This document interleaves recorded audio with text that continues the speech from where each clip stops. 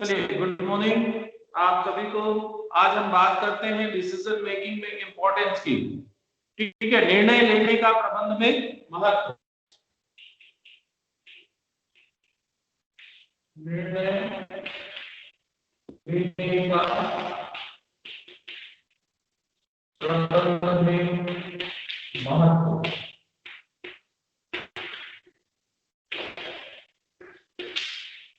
Okay, importance of decision making management. Okay, तो निर्णय लेना प्रबंध का एक महत्वपूर्ण और प्राथमिक कार्य होता है। इनिशियल वर्किंग है ये, स्टार्टिंग। तो ये सभी प्रबंध की कार्यों में समाहित होता है, व्याप्त होता है। सभी मैनेजमेंट के लिए ये लागू होता है और संस्था के हर क्षेत्र में इसकी आवश्यकता होती है। हर एरिया के लिए, जैसे कि हम डिपार्टमेंटल की बात करते हैं तो डिपार्टमेंट की आवश्यकता पड़ती है। और संस्था में जो डिसीजन है ये समयानुसार और परिस्थिति के अनुकूल ये आवश्यक हो जाता है कि वह समय समय पर सही निर्णय ले। और निर्णय जो है ये संस्था के लिए काफी महत्वपूर्ण होता है, क्योंकि निर्णय पर ही आधारित होती है संस्था की जो सफलता और असफलता। हम जो प्लान करते हैं उस प्लान के अनुरूप प्रबंधक को निर्णय लेने होते हैं।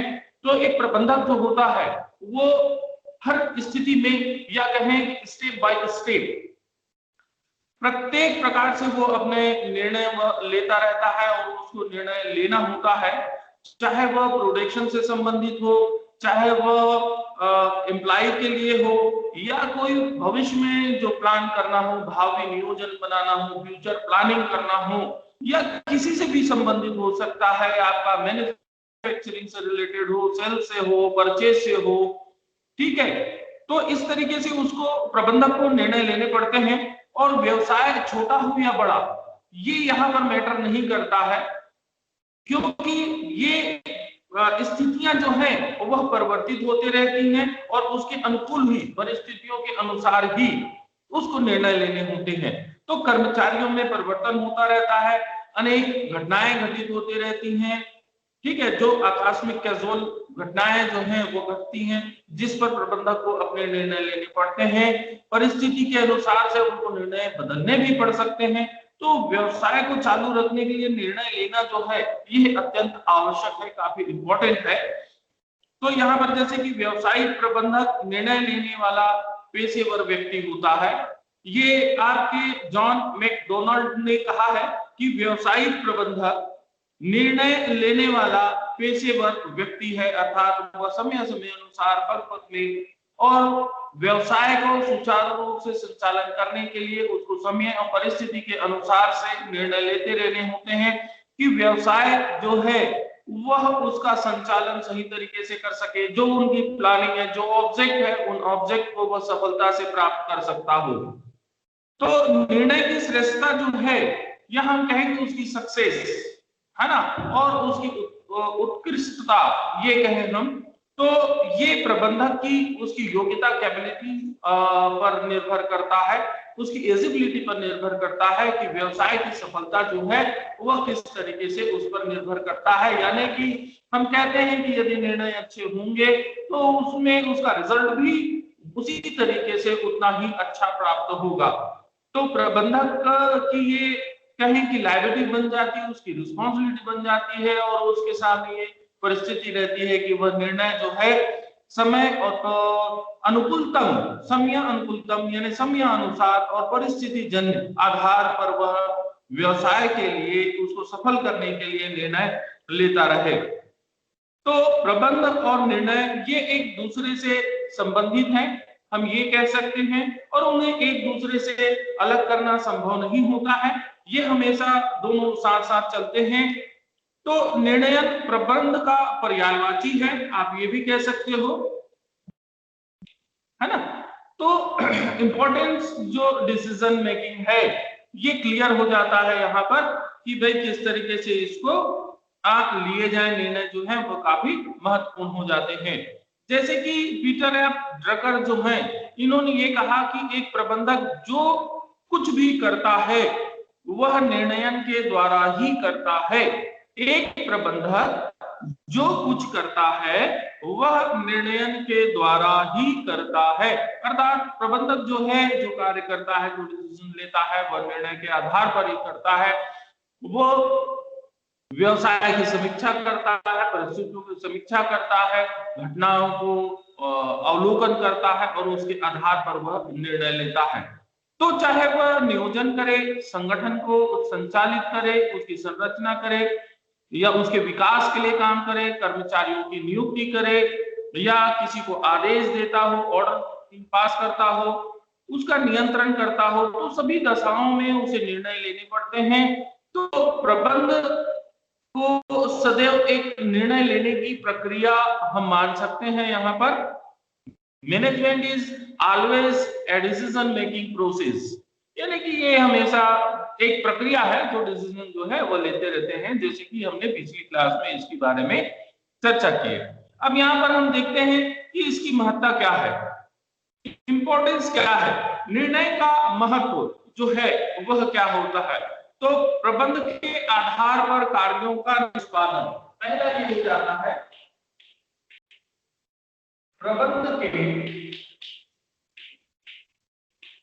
आधार पर कार्यों का निष्पादन।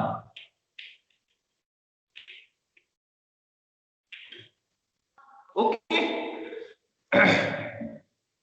execution of fundamental function of management.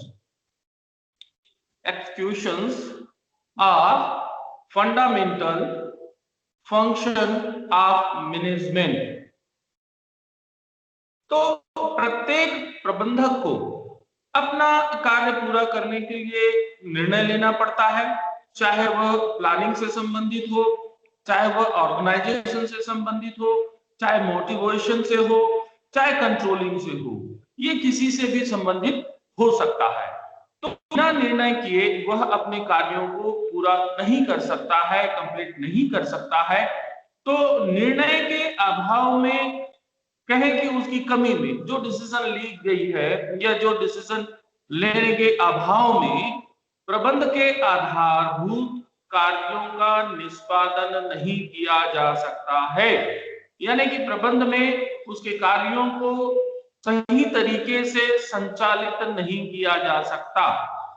ठीक, तो निर्णय को प्रबंध के कार्यों के निष्पादन के लिए एक आधारभूत तत्व माना गया है, टूल माना गया है, एलिमेंट्स है ना।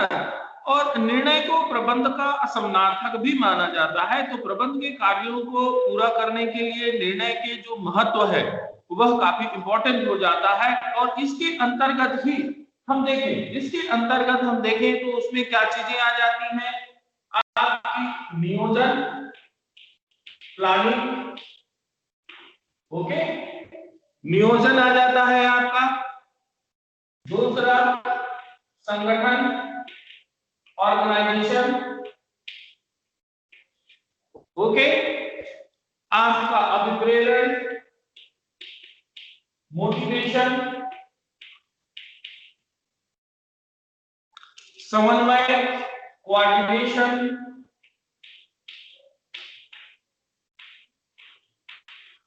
समन्वय, कोऑर्डिनेशन, आपका कंट्रोलिंग, नियंत्रण,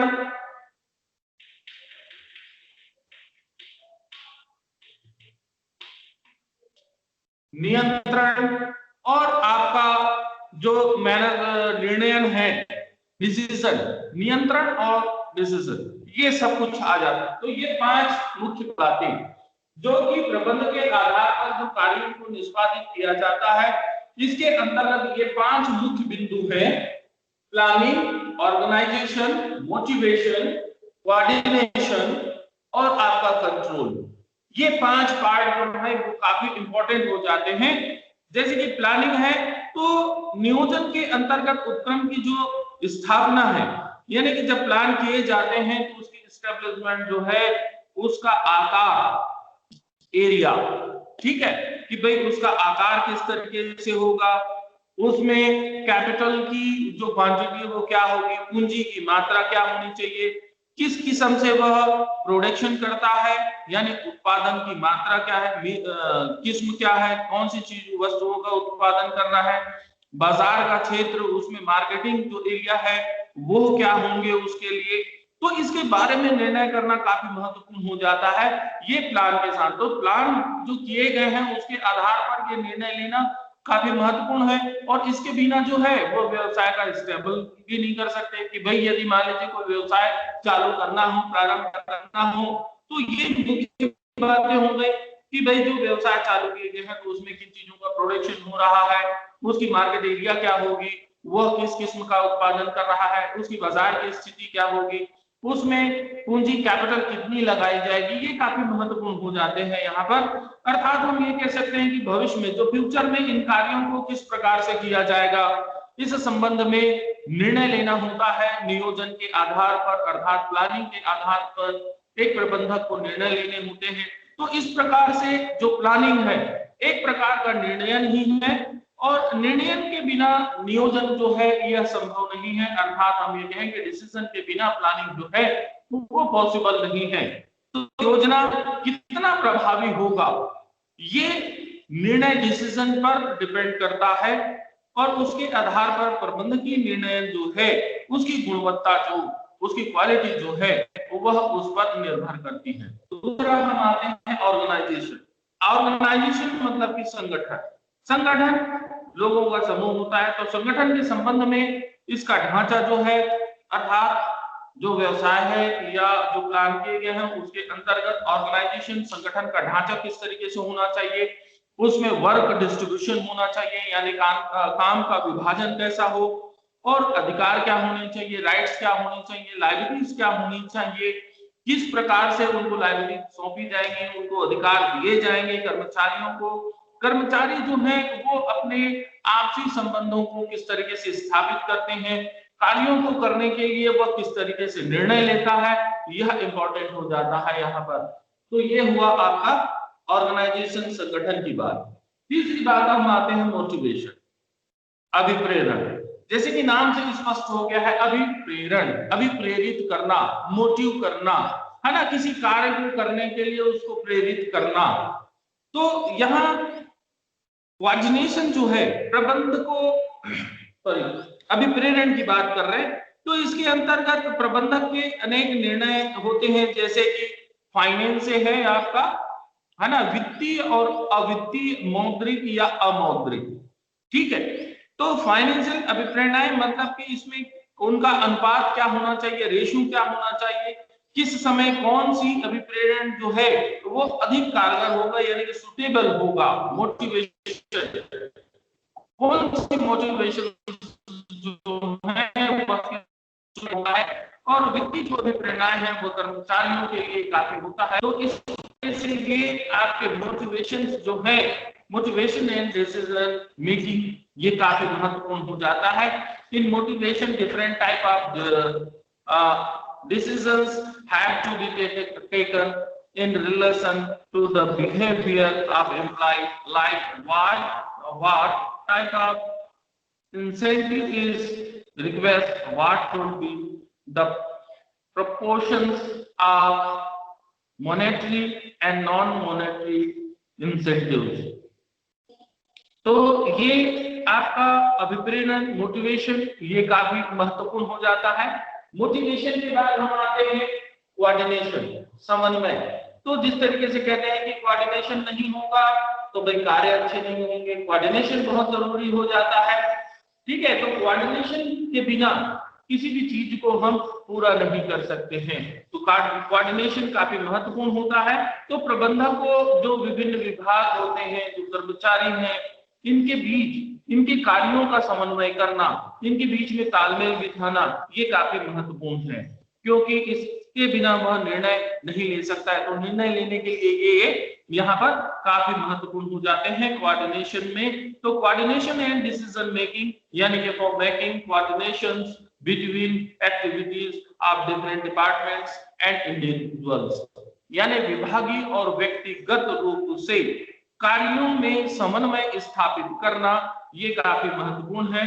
the management is requires to make many decisions, जिससे कि वह अनेक तरीके के डिसीजन लेने में उसको सहयोग प्रदान होता है। ओके, हम नेक्स्ट पॉइंट में आते हैं। अब इसका जो मुख्य और नेक्स्ट इसमें पॉइंट्स है वो है कंट्रोल, नियंत्रण की हम बात कर रहे हैं। डिसीजन में नियंत्रण यदि नहीं होगा तो फिर किसी भी तरीके से कोई भी कार्य सफल नहीं हो सकते हैं।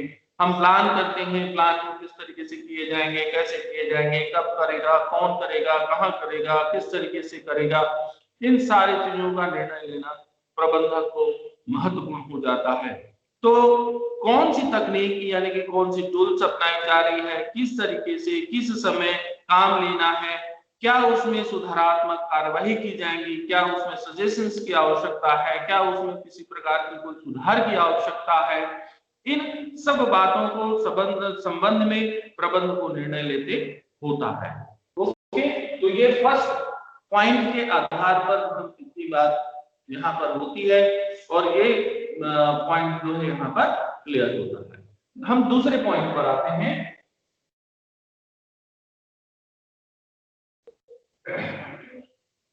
दूसरा पॉइंट जो है आपका प्रबंध की सफलता की जांच।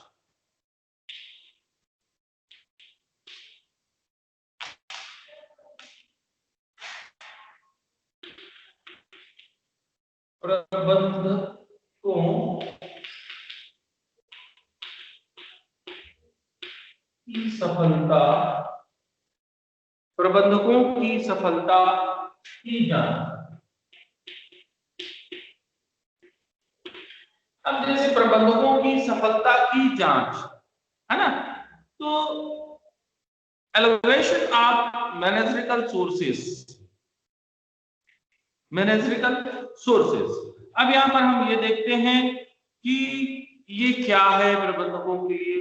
तो भाई किसी भी संस्था के प्रबंधक की सफलता और विफलता या उसकी कार्य क्षमता को सही तरीके से जांची जा सकती है। क्या संस्था का प्रबंधक कार्यकुशल, योग्य है, विवेकशील है, इसका आधार निर्णय के आधार पर ही होता है।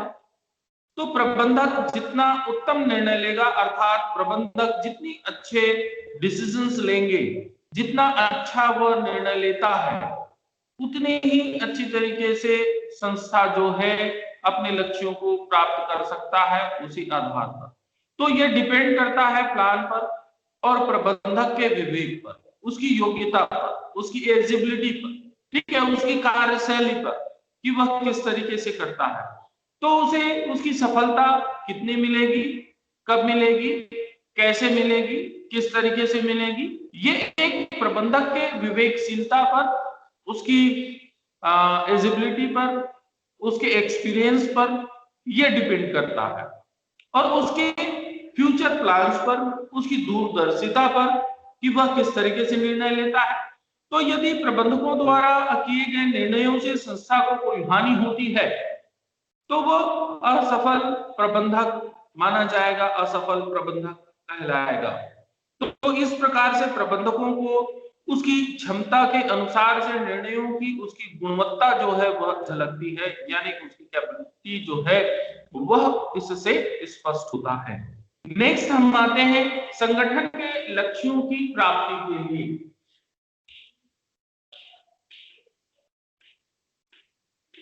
संगठन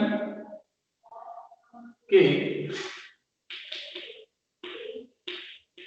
लक्ष्यों की प्राप्ति के लिए, तो लक्ष्य अर्थात गोल है ना, प्लान किए जाते हैं तो एक निश्चित गोल पोस्ट को लेकर किए जाते हैं, एक उद्देश्य को लेकर किए जाते हैं। तो जैसे कि मैंने बताया कि प्रबंधक जो निर्णय लेने काफी महत्वपूर्ण हो जाता है और वह निर्णय जो है किसके आधार पर लेता है, लक्ष्य के आधार पर लेता है, यानी उसके जो गोल पोस्ट तय है, जो उन्होंने डिसाइड किया है, जो गोल पोस्ट उसके आधार पर। तो टू अचीव ऑर्गेनाइजेशंस ऑब्जेक्टिव्स, यानी संगठन के जो उद्देश्य हैं उसके आधार पर प्रबंधक को निर्णय लेने होते हैं। तो किसी भी संगठन द्वारा निर्धारित लक्ष्यों की प्राप्ति में निर्णय का एक विशेष महत्व होता है। इसलिए ये आवश्यक है कि निर्णय ऐसे लिए जाएं जिनसे लक्ष्यों की प्राप्ति जो है उसको सुनिश्चित किया जा सके, निर्धारित किया जा सके, और जो लक्ष्य ऑब्जेक्ट्स जो सुनिश्चित किए गए हैं उनको हम सरलता से, आसानी से और सुगम तरीके से प्राप्त कर सकें। तो निर्णय को इसी कारण संगठन की रीढ़ की हड्डी, बैकबोन कहा जाता है ना। बैकबोन, तो बैकबोन ही क्या करता है, स्टैंड करता है ना, खड़ा रखता है। जैसे कि व्यक्ति जो है, इंसान जो है वो कैसे रहता है, उसका बैकबोन मजबूत होना चाहिए, बैकबोन से ही वह स्टेबल रहता है। तो निर्णय जो है ये प्रबंध का बैकबोन है। यदि वो सही डिसीजन लेगा तो रिजल्ट्स भी अच्छे मिलेंगे, स्वाभाविक है ना। और वो जो निर्णय ले रहा है तो यूं ही किसी भी तरीके से कोई भी निर्णय नहीं ले सकते हैं। इसमें आधार जो है वो क्या होगा, ऑब्जेक्ट होगा, यानी संस्था का जो लक्ष्य है, जो संगठन का लक्ष्य है, उस लक्ष्य को प्राप्त करने के लिए वह निर्णय लेने उनको आवश्यकता पड़ती है। व्यवसायिक नीतियों का निर्धारण,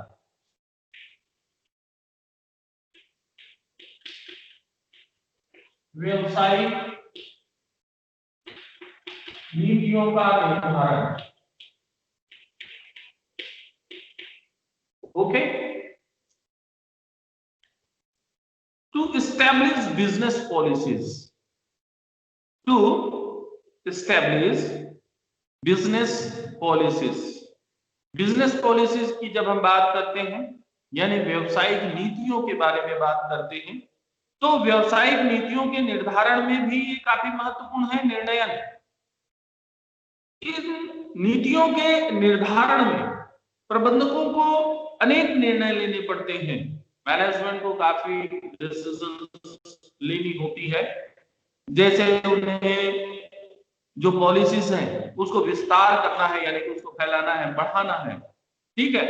तो उसके विवरण को तैयार करना कि जो पॉलिसीज जो बनाए गए हैं उसके स्टेटमेंट्स वही होने चाहिए, उसको एक्सप्लेन करने चाहिए कि भाई किस तरीके से होंगे, क्या होंगे, और उसको किस तरीके से इंप्लीमेंट किया जाएगा, ये काफी महत्वपूर्ण हो जाता है।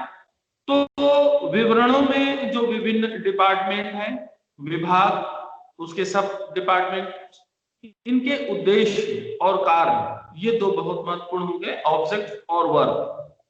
इनके कार्यों का वर्णन करना पड़ता है जिससे कि वो सफलता को सुनिश्चित किया जा सकता है। आगे बढ़ते हैं, इसमें तकनीकी परिवर्तनों को लागू करने के लिए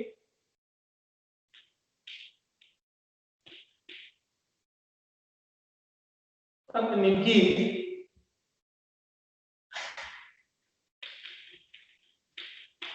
परिवर्तनों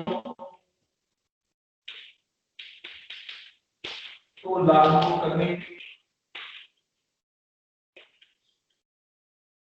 तो जो परिवर्तन हो रहे हैं, तकनीकी परिवर्तन अर्थात टू इंट्रोड्यूस टेक्निकल चेंजेस, जो टेक्निक्स हैं उसमें जो परिवर्तन आ रहे हैं, जो चेंजेस आ रहे हैं, उसके आधार पर भी निर्णय लेना काफी महत्वपूर्ण है। अर्थात हम ये कह सकते हैं कि बदलते हुए घटनाक्रम है ना, उसको ध्यान में रखना होता है। तकनीक परिवर्तनों को लागू करना आवश्यक होता है। हम कहते हैं ना कि भाई समय के अनुसार चलिए, समयानुसार आपको कार्य करने चाहिए। तो समय बदलता है, और समय जब बदलता है तो साथ में उसके निर्णय लेने की पद्धतियां भी बदलती हैं, व्यवस्थाएं भी बदलती हैं, तो ये परिवर्तनशील है। तो ये आवश्यक हो जाता है कि परिवर्तनों को वो लागू करें, समय अनुसार से उसमें अमेंडमेंट करते जाएं। जैसे कि आप मोबाइल फोन रखते हैं तो उसमें क्या होता है कि भाई जो एप्लीकेशंस वगैरह हैं उसमें चेंजेस होते रहते हैं, तो उनको हम क्या बोलते हैं, भाई अपग्रेडेशन होते रहना चाहिए, माने उसमें बदलाव होते रहना चाहिए कि जो समयानुसार उसमें जिन चीजों की आवश्यकता है उसको समयानुसार परिवर्तित करते रहना चाहिए। तो तकनीकी परिवर्तन को लागू करने में निर्णय का काफी महत्वपूर्ण योगदान होता है और काफी महत्वपूर्ण स्थान है।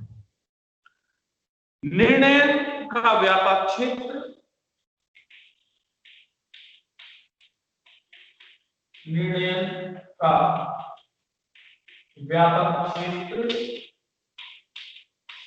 व्यापक क्षेत्र से आशय काफी फैला हुआ है इसका क्षेत्र, है ना। Wider sense of decision making, तो इसमें हम ये देखते हैं कि निर्णय जो है व्यावसायिक और गैर व्यावसायिक सभी प्रकार के संस्थाओं के लिए समान रूप से लागू होता है। इसकी क्षेत्र की व्यापकता का कारण ही जो है इसका काफी महत्वपूर्ण है और इसके निरंतरता को बढ़ाता रहता है। निर्णयों का संबंध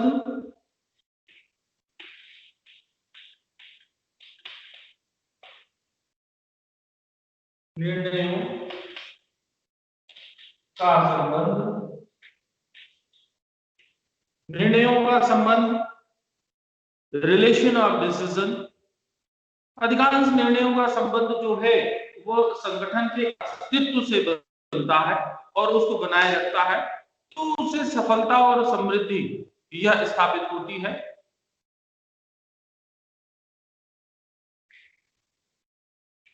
व्यवसाय के संचालन के लिए, व्यवसाय का सफल संचालन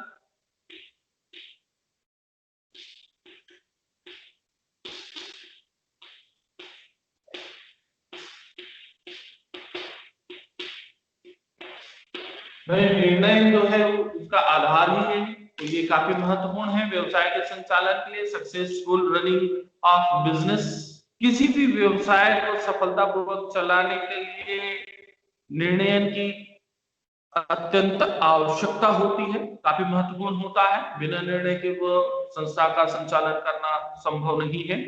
तो प्रत्येक व्यावसायिक संगठन में प्रबंधकों की जो भूमिका निर्णय के रूप में होता है, प्रबंधक संगठनों के लक्ष्य का, जैसे कि व्यावसायिक क्रियाओं का चयन करना, उत्पादों की संख्या का ध्यान रखना, विकास यानी भावी विकास के लिए, डेवलपमेंट के लिए उसको फ्यूचर प्लान करना,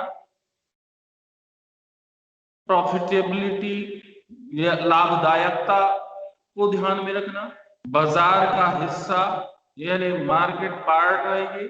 तो इस तरीके से वह निर्धारण करता है कि उसको किस तरीके से सफल करना है।